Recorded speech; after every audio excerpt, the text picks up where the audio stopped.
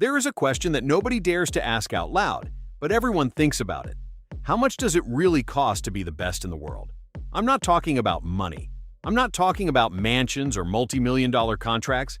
I'm talking about the invisible price, the one nobody sees, the one Lionel Messi has paid every single day since he was 11 years old and left his homeland to go alone, with an illness that was stunting his growth, to a country that was not his own, chasing a dream that even he himself did not know was possible.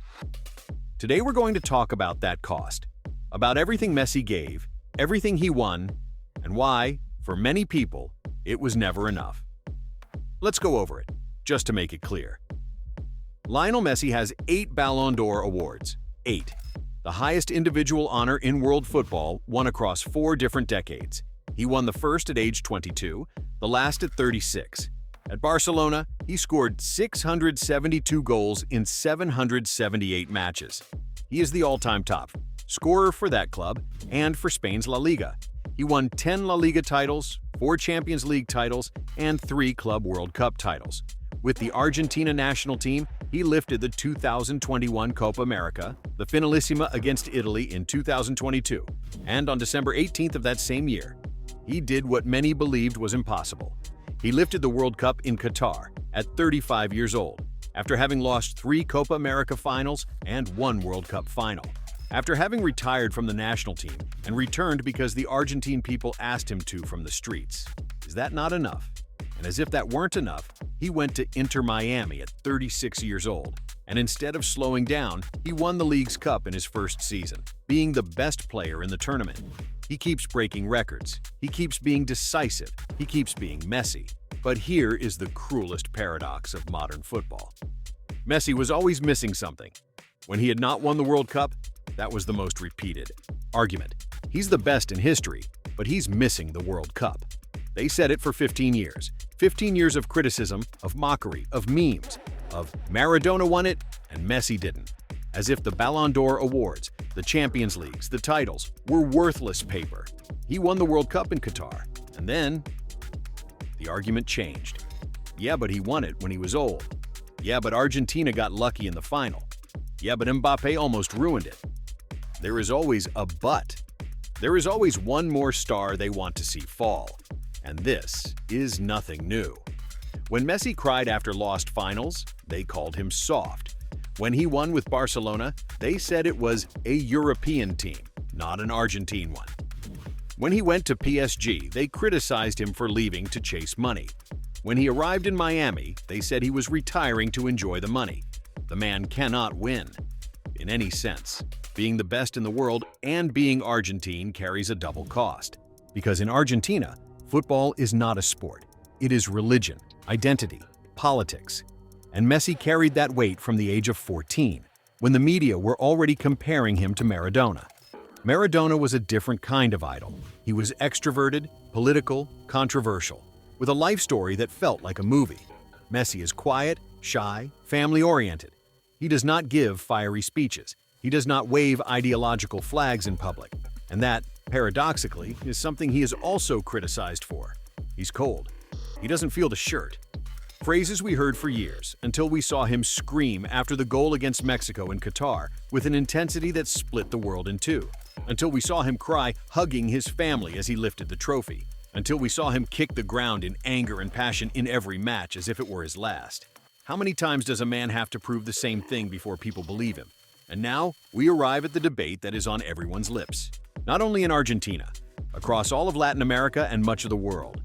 A few days ago, Messi was photographed at an event with Donald Trump, an image that circulated on social media and unleashed an unprecedented political storm around an athlete who, historically, had always avoided getting involved in politics. The reactions were immediate and furious.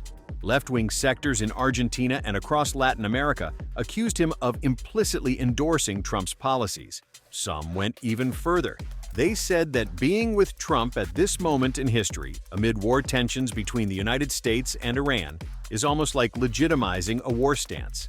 Others pointed to something even more sensitive, the Jeffrey Epstein files, which in recent months returned to the center of public attention in the United States, putting powerful figures who moved in his circles in the spotlight.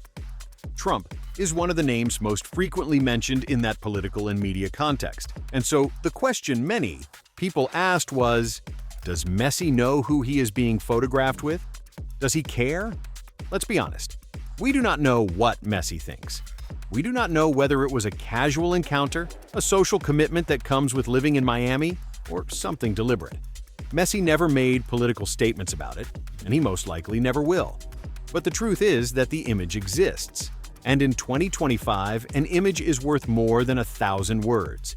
The irony is brutal. Messi spent decades being criticized for not speaking out, for not taking a political stand. And now that he appears in a photo, suddenly it becomes a political statement. There are those who defend Messi by saying that an athlete cannot and should not be responsible for representing ideologies. That living in Florida means moving in certain social circles. That judging someone for appearing in a photo is reductionist. There are those who say the opposite. That someone with Messi's symbolic power has responsibility. That his presence in certain spaces sends messages, whether he wants it to or not. What is undeniable is this: Messi cannot control the world around him, and yet the world judges him as if he could. There is something we forget in the middle of all the noise. Messi is a person. He is 38 years old. He has a family. He has 3 children. He has a private life that he has chosen to protect from the very beginning. He is a man who grew up under the spotlight from adolescence, and who, despite all of that, managed to build a relatively stable and coherent life. No scandals, no public drama, no media fights, just football, just family, just silence. And even so, that silence is interpreted. That privacy is criticized. That orderly life is used as an argument against him. He's cold. He has no charisma. He's not like Maradona. No, he is not like Maradona. He is Messi, and Messi is unique. This is perhaps the saddest part of the whole story. We live in an era where the present does not exist, where everything is consumed and discarded, where the greatest goal in history has already been surpassed before the video even ends. And with Messi, exactly that is happening. When he was at Barcelona, we wondered whether he could win the World Cup. When he won the World Cup, we wondered whether he would retire soon. When he kept playing, we wondered whether he would win the Copa America again. Now that he plays in Miami, we wonder how many matches he has left. We never simply watch him play. We never simply enjoy having him. There are people who are already mourning the day Messi retires, and they are so busy mourning that future that they are not watching the matches now. They are so busy asking what else he can win that they did not celebrate what he has already won. And others, meanwhile, are so busy criticizing his political life, his private life, his personal decisions, that they are not watching him play either. We are losing Messi twice. Once, because we do not enjoy the present, and again, because we stain that present with expectations, ideologies, and demands that no human being could ever satisfy. The cost of being Messi is this: you won everything there is to win, and there will always be someone who tells you that you were still missing something. You broke every record that existed, and they will invent a new one to remind you that you still have not reached it. You stayed silent when silence was necessary, and they criticized you for staying silent. You appeared in a photo, and they turned you into a political symbol. You cried in defeat, and they said you were weak. You won in victory, and they said it was luck. That is what it costs to be Messi. And while the world debates, while Twitter explodes, while analysts analyze and haters hate, there is something happening right now, in real time, that very few people are truly seeing.